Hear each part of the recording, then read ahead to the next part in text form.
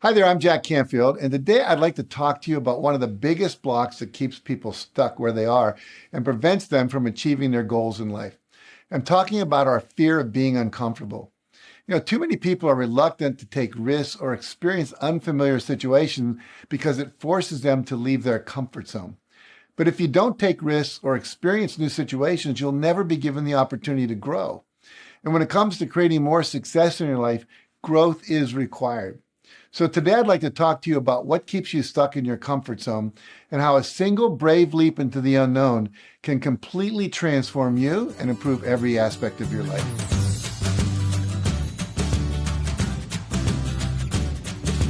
But first off, let's talk about why now is the most important time for you to be taking brave action outside your comfort zone. Because if you're like me, the past 13 months have completely changed what your comfort zone looks like. Over the past year, all of my meetings, trainings, workshops, keynotes, and coaching now take place over Zoom, a technology I wasn't even familiar with and comfortable with using before the pandemic changed our lives. And I also haven't been traveling at all. And traveling used to be a main feature of my life. And I've spent so much more time at home with my wife, but hardly any time with my friends and extended family. And I'm guessing that you've also seen your comfort zone change significantly over the past year as well. Maybe you've seen it shrink in certain areas, or maybe grow in ways you never expected. And now we're fast approaching another seismic shift in our comfort zone, with more people getting vaccinated and the world slowly beginning to evolve into what I like to think of as our new better, rather than what most people call the new normal. And we're going to be called upon again to move beyond our comfort zones and start doing things that may be unfamiliar or uncomfortable to us. For example, if you've been working at home for months, maybe you're going to have to start going into the office again and dealing with a lot more people than you've been used to. Or maybe you'll have to start dealing with a commute you've been glad to have lived without. Or maybe you'll have to say goodbye to spending as much time with your family and your pets. Or maybe you'll be required to step up in any number of new or different ways, or need to explore new opportunities or take that next big step in your life or career.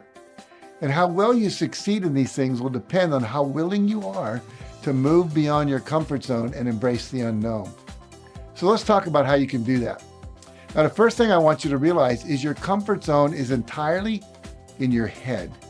Now, you may think it's sitting on your comfy couch, all curled up and cozy with your favorite people or pets, but in reality, your comfort zone is what you consider to be familiar and safe. In fact, Kathleen Seeley, one of my major trainers, calls it just that, your familiar zone, what you're familiar with. It's not a place you necessarily enjoy being. Sometimes your comfort zone can be a situation that bores you to death or causes you a lot of annoyance or unhappiness, but it's something you know, what you're used to, what you're familiar with. Now, there's nothing surprising or unexpected about it, and that's what makes it feel safe to you. But staying in one spot just because it feels safe will never help you get to where you want to go in your life. Now, the next thing I want you to do is to start paying more attention to your thoughts. Because like I just said, your comfort zone lives entirely in your head. It's created by your thoughts. Some are conscious thoughts, some are unconscious thoughts. Especially the negative thoughts and the limiting beliefs that make you doubt yourself and fear that if you take a brave leap into the unknown, you're probably going to fail, get hurt, or suffer some major loss. And we all have that negative critical voice in our heads. It comes from a primitive part of our brain that evolved to warn us away from danger and keep us safe, which worked real well thousands of years ago when we were living in the wild and the dangers were like animals that could kill us. But today, if we listen to that voice and never take any risk, we will never be able to grow and develop as a person. So what I recommend you do to change this cycle is this. Instead of focusing on what could go wrong if you venture outside your comfort zone, start focusing on what could go right. Spend some time every day or week thinking, talking, and writing about the reality you want to create, the outcomes and the results you want rather than the ones you don't want. Now, one powerful and effective way to ensure you do this is to engage in a daily practice of repeating affirmations which affirm the results you want, and then taking a moment to visualize what you just affirmed. Now, an affirmation is a positive statement that describes a goal or a vision you have that's already been achieved. So, for example, you can say something like, I'm so happy and grateful that I'm now living in a beautiful home on the beach in Maui, making $500,000 a year working with clients I love. Or it could be, I'm so happy and grateful that I'm now conducting my weekly podcast interviewing successful women entrepreneurs. The important thing is to state your affirmation in the positive. You want to say, I'm experiencing this rather than I'm not experiencing that. And state it in the present tense as already having been achieved. Because when you describe something as being achieved, and then you close your eyes and clearly visualize yourself having that experience, the cognitive dissonance that it creates in your subconscious mind will prompt your brain to look for creative ways to resolve that dissonance by making that vision a reality. So if you want to get unstuck and move beyond your comfort zone, I encourage you to get really clear on what you want your new reality to look like and to feel like. So take some time to do some journaling around it. I promise you that'll help. And then spend some time every day imagining yourself experiencing that new reality and absolutely excelling at it.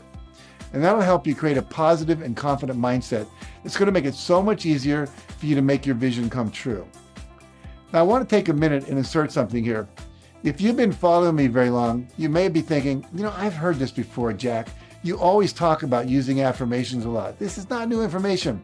But here's the thing. I want you to ask yourself this and be honest with yourself. Am I doing this on a daily basis? Knowing about it is not enough. You have to do it. Having the best lawnmower in the world in your garage, but never using it, does not get the grass cut. You have to use the tools you know about.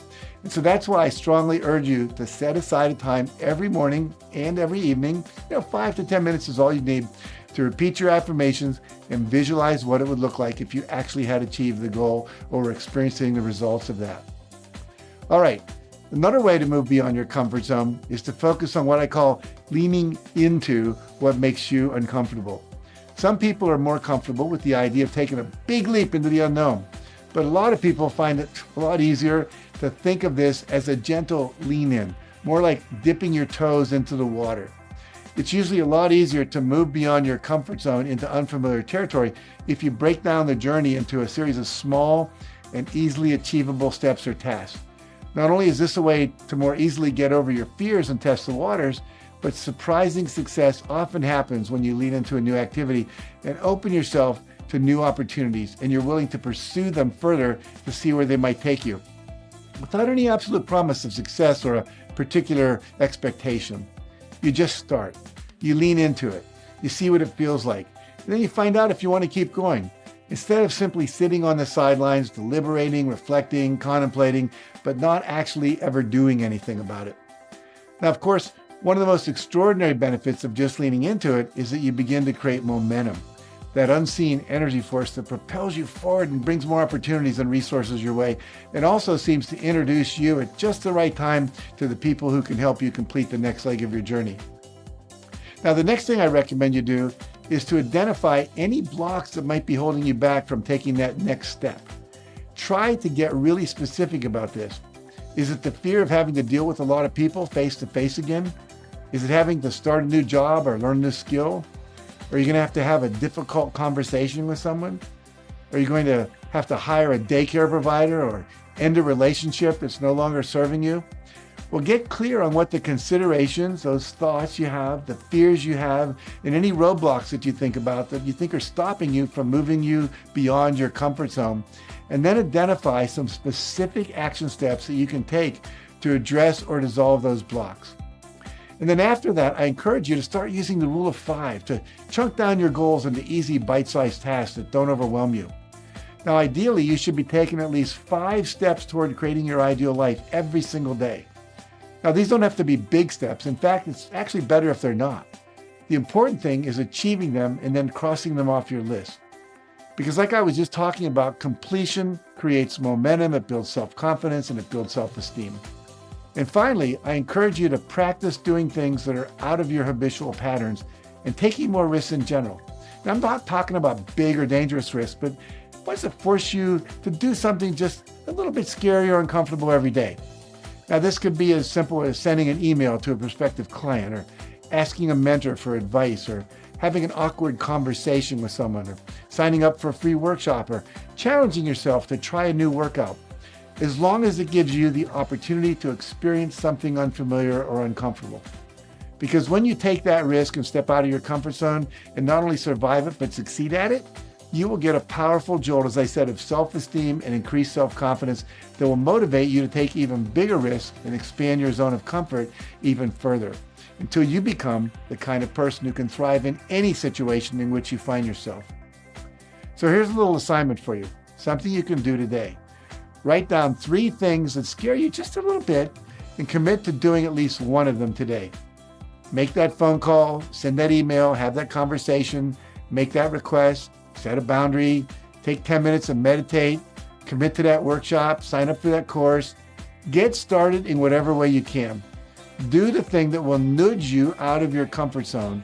And then tomorrow, do the next thing on your list. And the day after that, do the next thing on your list and keep doing that.